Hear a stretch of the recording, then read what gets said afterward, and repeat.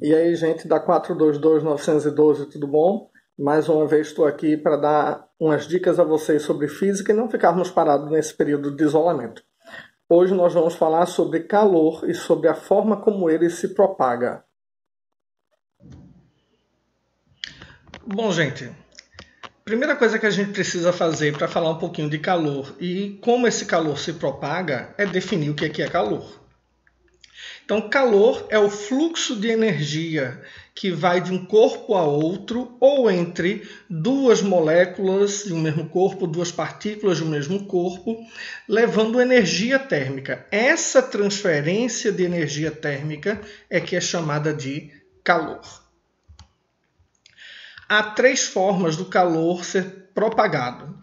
A primeira é chamada de condução, quando você aquece um lado do corpo e as moléculas desse corpo vão recebendo essa energia e espalhando pelo corpo todo. Normalmente acontece nos sólidos. A convecção, que é quando um corpo, no estado líquido ou gasoso, aquece e muda de densidade por conta disso.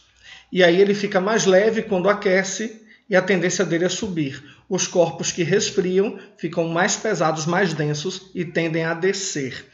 E o terceiro processo chamado de irradiação.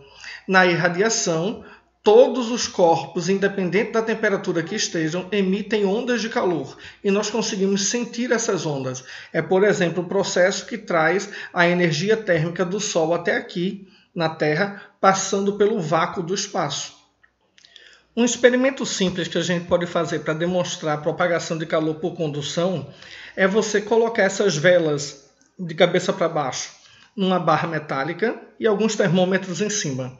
À medida que o calor vai se espalhando pelos dois lados da barra, as velas vão derretendo e caindo. No lado esquerdo, vou reiniciar para a gente ver melhor. No lado esquerdo você tem uma parte da barra feita de um material que conduz melhor o calor.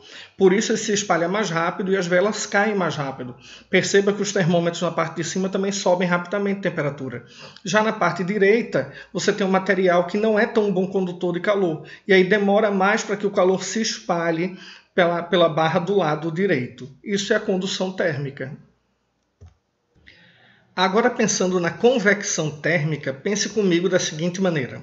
Você sabe que densidade é a razão entre a massa e o volume de um corpo. E também sabe que corpos com densidade mais alta descem, têm a tendência de ficar na parte de baixo, enquanto que os corpos de densidade menor têm a tendência de subir. Então a gente sabe por essa imagem, por exemplo, que os líquidos que estão aqui embaixo são mais densos que os líquidos que estão aqui em cima, ok?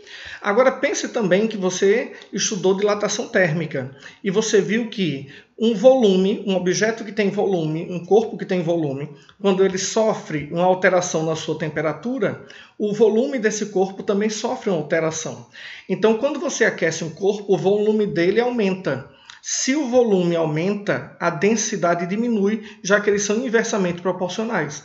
A densidade diminuindo, o corpo fica mais leve e aí a tendência dele é subir. Da mesma maneira, se ele diminui de temperatura, o volume dele vai diminuir e a densidade aumenta. E aí ele fica mais pesado e a tendência dele é descer. É assim que a gente explica, por exemplo, a formação de grandes massas de vento, que perto da superfície da Terra recebem muito calor, muita transferência de energia térmica do solo, ficam mais leves e sobem. Mas a alta atmosfera é fria, essa massa resfria, fica pesada de novo e desce, e aí começa um grande ciclo chamado de correntes de convecção. É isso. O último processo, que é o processo de irradiação, é aquele processo que ocorre no vácuo, como eu falei antes. Então imagine um fogão solar como esse daqui, que recebe o Sol, os raios do Sol, e joga os raios de Sol concentrando ele num ponto chamado de foco, onde tem o objeto que você quer aquecer. Perceba que ali dentro tem um termômetrozinho, que agora durante a noite está baixando a temperatura, já que não tem a radiação solar direta, e durante o dia aquece e aquece rapidamente, por conta da concentração desses raios. Esses raios também, ondas térmicas que chegam do Sol, também são emitidos por todos os corpos. Um exemplo legal disso é a câmara térmica. Vamos ver. As câmeras térmicas, elas recebem as ondas térmicas, as ondas de calor, e as transformam em imagem, normalmente seguindo o seguinte padrão. As cores que ficarem mais puxadas para os azuis, os tons azulados, são os de temperatura mais baixa. E as cores mais puxadas para o amarelo, o vermelho e o branco são as cores de temperatura mais alta. Então aqui, por exemplo, a gente consegue ver uma pessoa e as regiões do corpo dela que estão mais aquecidas e menos aquecidas, e também o ambiente. Bem bacana, não é? Para finalizar, a gente tem a garrafa térmica, que trabalha com as três formas de propagação ao mesmo tempo. Internamente, a garrafa térmica tem uma dupla garrafa espelhada para impedir que as ondas térmicas consigam sair da garrafa. Como toda onda, a onda térmica vai bater na superfície espelhada e vai sofrer reflexão. Então, a onda térmica tende a ficar presa aqui dentro. Entre a garrafa interna e a externa, é tirado todo o ar possível, para que não haja nenhum material sólido que possa conduzir o calor de uma parede para outra. E por fim, aqui dentro, quando você aquecer, todos os gases daqui de dentro vão ficar mais leves e tendem a subir. A tampa busca impedir isso. Então, a tampa busca impedir a convecção, as paredes espelhadas a irradiação, e o ar rarefeito entre as duas garrafas busca impedir a condução.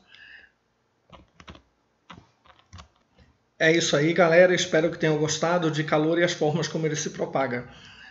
Deixa aí comentários, podem tirar dúvidas, entrem em contato. Um grande abraço, fiquem com Deus, se cuidem, se isolem.